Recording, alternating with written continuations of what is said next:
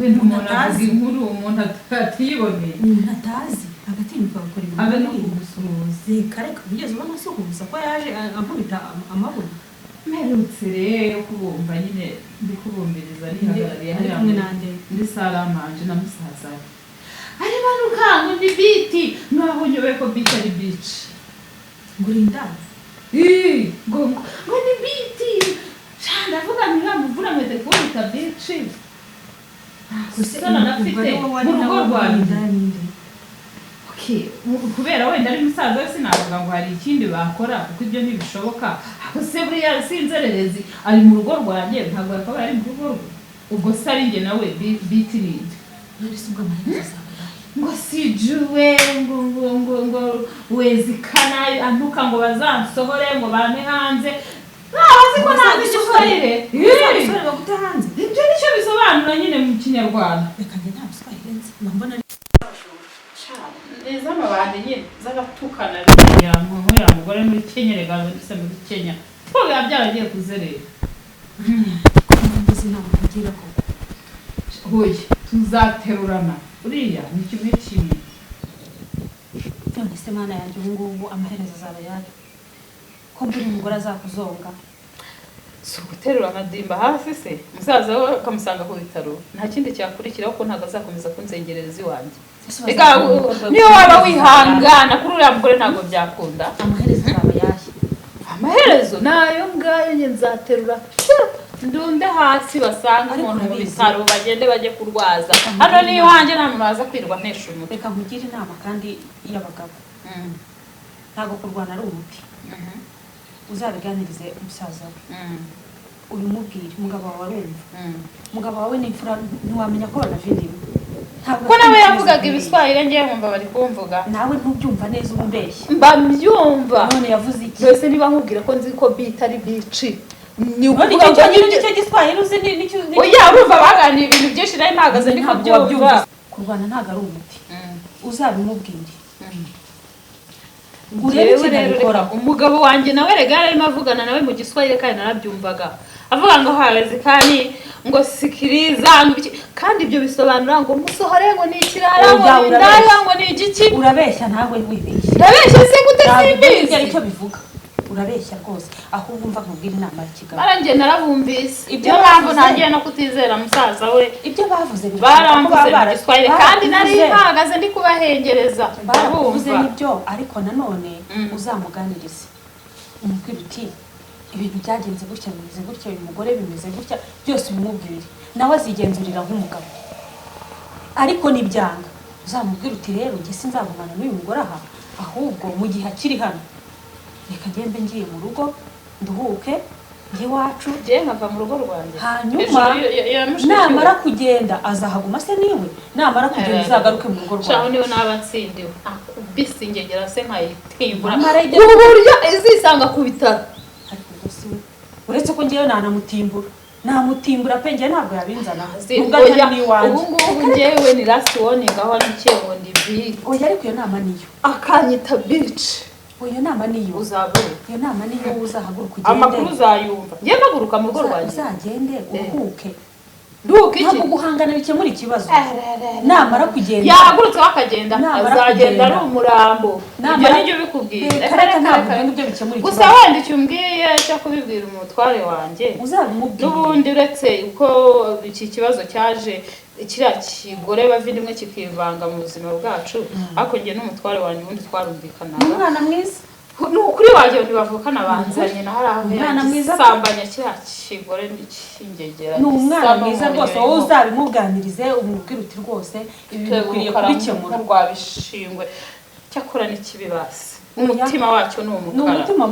ni umutima mubi kifitiye nuko kitagukunda oya ni cyana kibi nzapfa kubimubwira umugabo wanjye ndebe uko bifata ariko nyine nyuma yuko bakomeje kunuka mu biswahili bakomeza kubumva nibongera ni mama nzakitimbura oya uzabanze bimuganirize zagiterura n'ukunde hasi kurwana bikemura ikibazo ntibazakwiye ntacyo ndabifata gutyo ndaza kugerageza nimugoroba nsaba appointment umutware wanjye tubiganire wenda hari icyo yakora nk'umugabo kandi koko nibyo kiriya kigore gusa kigomba kuva hano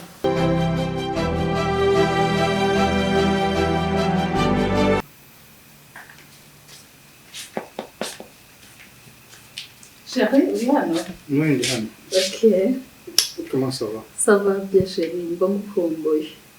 Twararanye, turiranwa, turasangira, turicarana, turakandana, byose si urumva ko. Urabizi umuntu ukunda, umukumbura buri kanya. Every moment. Ariko se barakoze ku mugore wanjye. Nukuri. Chérie, hari icyo nshaka kutuvugana. Kidasanzwe? Ntabwo nkeka ko kidasanzwe ariko nikinasanzwe baby. Sure. Kumva nteye ubwoba se. Ariko ni ngombwa ko tubivugana ishuri. Okay, nta kibazo. Reka nzane agatebe tuvugane. Wazanye kariya. Aha, harya aha ngaha niho ugomba kwicara ku buryo bw'umugabo. It's okay, uwo mugore wanjye niyo washaka wanyicara ku bitugu cyangwa ukaza ukanyicara uko washaka. Umpaye mu burenganzira n'icara.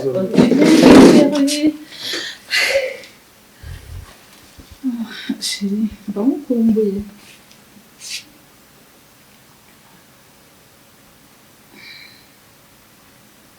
Wow.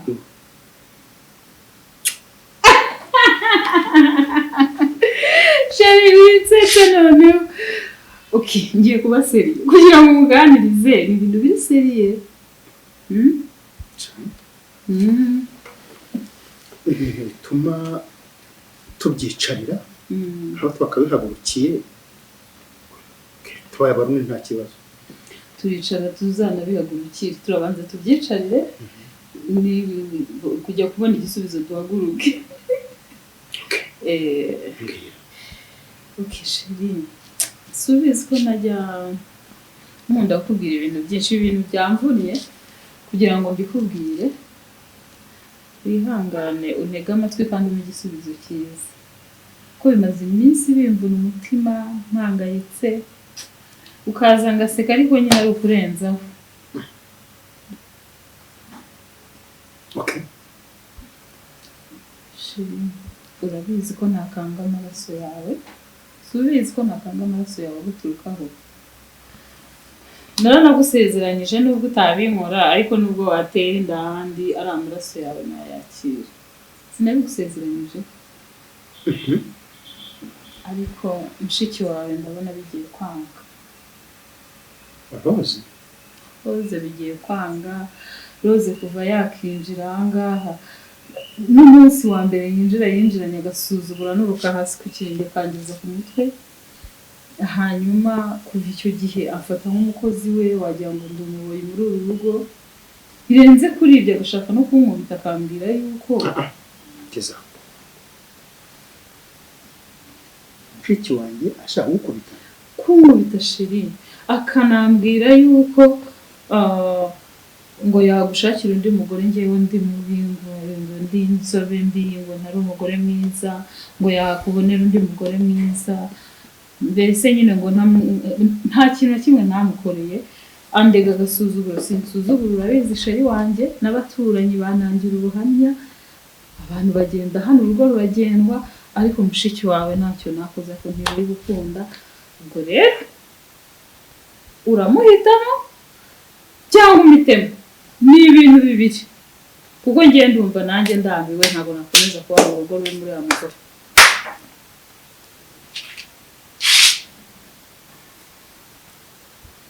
Rose? Shari? Ntekereza ko Rose atakora ibyo ngibyo. Okay, anyway, ntazibaye zitakumanya icyo ndacyumva, sibyo? Ariko kandi nanone ntabwo ntekereza ko yaza aje kunsenya, na cyane ko ari mu bantu bambwiraga ngo nishake ashaka amara mu kazi. Sibyo? Hari umukobwa nyine bari inshuti ariko njyewe ntakunze imyifato ye, yitwaga Nina. Ubona naramuretse. Rwose twarabangiye kirekire ariko nahisemo wowe kandi ni wowe tuzabana ubuziraherezo, tuzatandukanye n'urupfu. Gusa wenda hari ibyo yambwiye ariko nyine nibyaye nyine ntazibana zidakwanya bimwe kandi muranamenyerana. Sheri, uri kwifata nk'ibintu byoroshye. Nakubwiye ngo iki kibazo nutagikemura mu buryo buri seriye uramuhitamo ngende mugumane kuko ntabwo nshobora gukomeza kuba muri ubu buzima. Wowe uretse no kwirengagiza mwari mwicaranye ejo bundi anyita Biti uhicaye arimo anyita indaya. Ariko Biti yavuga ntabwo ari wowe, Biti yavuga ni uwo mukobwa witwa Mina. Urumva? No. Ako sheri urareba ukabona nyine sinzi igiswahili. Ubu nyine wowe na mushiki wawe mugiye kumfata. Mbese wafashe umwanzuro? Njye nafashe umwanzuro kuko sinshobora gukomeza kubana na mushiki wawe ahangaha. Yansanze aha, abandi bantu bose tubanye neza, urabizi umuryango wawe wose ugenda hano, nta muntu n'umwe twe twagiranye ikibazo. Ariko apari ibyo ngibyo mushiki wawe ntabwo byakunda. Wowe ndi kubona ubifata nk'ibintu byoroshye. Namaze gufata umwanzuro. Nutagira icyo ubikoraho, ndahamagara ababyeyi bawe mbabwire ko natagenda gende mugenda. Nta kindi, iyo niyo decision chérie, ntabwo nshobora gukomeza kubyihanganira. Natagenda ibyo navuze wabyumvise ariko ndibaza n'ikinyarwanda. Ubu rero ndagira ngo tujye inama kuko nawe mbitsaho ni wowe. Gusa umwanzuro nawe ufashe ko mushiki wanjye agomba kuva hano kugira ngo kurekere amahoro inange kandi ayandekere kandi nawe ayagire. Aho najya mugisha inama nabikora nte ku buryo atanyitwara nk'umwikomo, ku buryo atagufata nabi kandi akagenda yishimye kandi twembi tukaba amahoro.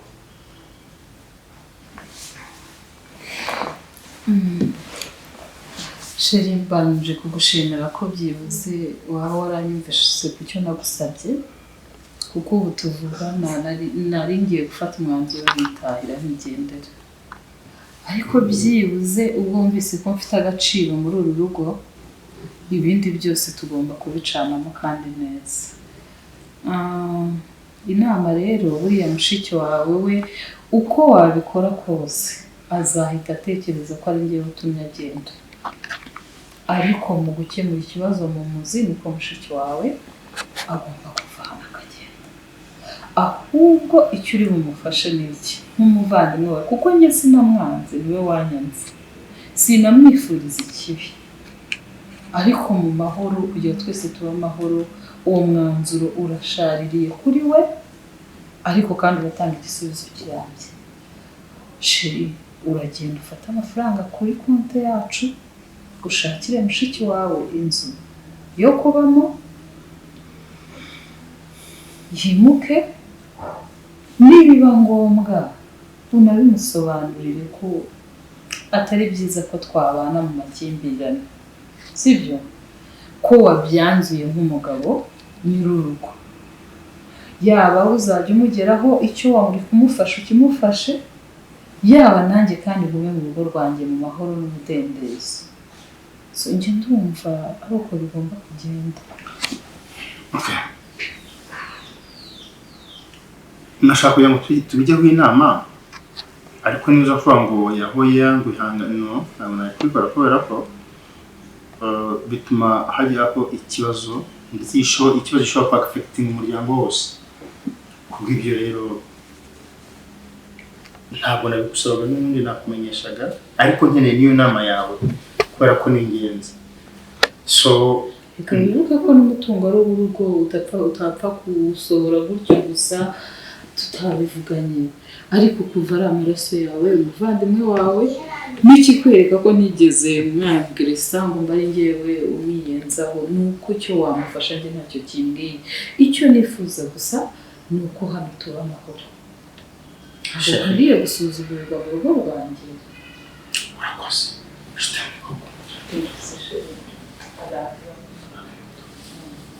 Kandi urakoze kumva umugore wawe, nzakubera umugore iteka ryose. Araje.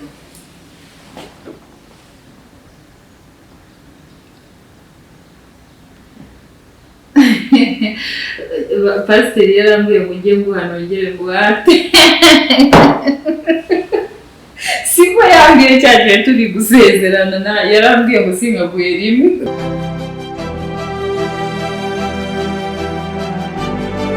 anasababisha ugomvi huo kakaangu. Ili sasa tuepuke na ugomvi huo sasa, nimeamua hivi, utaenda mbali. Tena mimi nimelipa kodi tayari. Ina maana unataka hapa kwako? Ntabwo ari cyo nshaka kuvuga. Aho nshaka kuba kugira ngo nshatse kuvuga ngo wowe ugira amahoro, n'umwana mu kazi wagira amahoro, ndetse nanjye numve ntuje mu mahoro. Impamvu ni iyi, urana umugore wanjye. Ndamukunda. Uri sister wanjye. Damu yangu. Ukijua hilo, kama mimi ni damu yako, usingenifukuza. Sio kufukuza dadangu, sio kufukuza, ninakupenda sana. Nini? Mimi niko nataka amani baina yetu sisi wote, si ndio? Usinikasirikie, si ndio? Ina maana nimekuwa sufuri mbele ya mke wako. Sio. Si ndio manake? Sio hivyo. Yes, nikubivuze. Dada. Nikubivuze. Tafadhali. Ntacyo ndicyo mbere maso. Ntabwo ari cyo. Urabona usuzuguje. Ntabwo ari cyo mvuze. Ntabwo ari cyo mvuze. Aho uzaba uri ndi iruhande rwawe. Icyo uzakenera nzaba nkuri hafi. Icyo nzakenera kuri wowe uzaba uri hafi. Lakini basi tuimarishe imani katika familia yetu, si ndio? Huko ni kunitupa tu. Sio kutupa. Dadangu, huko ni kunitupa. Hauhitaji. Ndio, unamtaka mke wako. Ndio huyo uliochagua. Basi mimi nifanye nini? Nishauri basi. Shauri yako ni ipi? Anapaswa kuniheshimu, the first one. Akajua mimi ni nani. Akajua mimi ni mdogo wako. We kakaangu. Kumbuka kakaangu. Baba alipofariki yakubwiye yarambwiye ngo nzakwiteho. None siko niko kunyitaho. Ugomba kumuhamagara ukamwicaza utasuzuguje. Akamenya agaciro ufite muri uru rugo. Kuki ugomba kumusuzuguza? Ni gutaba abisengeneza banje bazanyubaha. Ninatanyubaha. Naweza nikakubali kutoka hapa. Lakini thamani yangu kwako hapa ndani nina thamani gani? Unakuwa na thamani ya kuwa dadangu. Nta nubwo bizana rangi. Nta nubwo bizana shira. Sio kufukuza. Cha msingi kama kweli unataka nitoke hapa, muite mke wako ajue mimi ni nani humu ndani. Amenye ko ndi muramukazi we ninda mukangeze hano. Azamenye ko ndi muramukazi. Anafahamu hilo. Akamenye yuko abisinyiza banje. Yes. Aho ndi bagomba kunde. Yes. Bazagusuruza basore sucitsana mu rugo. Icyo nashaka ni kurukuru hagati yanyu ngaho mwasitaye kuwundi. Ibyo abagore nuko bimeze. Ni gutera mwebwe nabo mujya mu nibishi. Icyo nshaka ni heshima yako. Ugende neza, ugaruke neza kandi wisanga. Si ndio? Dada, nisikilize ndakwinginze. Sasa kuongeza hicho kama umeamua hilo, mimi ni nani nipinge? Siwezi kupinga. Basi wakati wewe ndio umeamua hilo. Basi si ubyakira ni mutima mwiza oyasikobi. Nje niko ndikubibona. Kwa hiyo sasa jiandae mimi nikupeleke. Mimi ni nani? Sina chochote cha kuongea.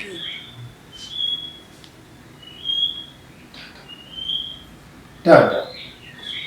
Dadangu!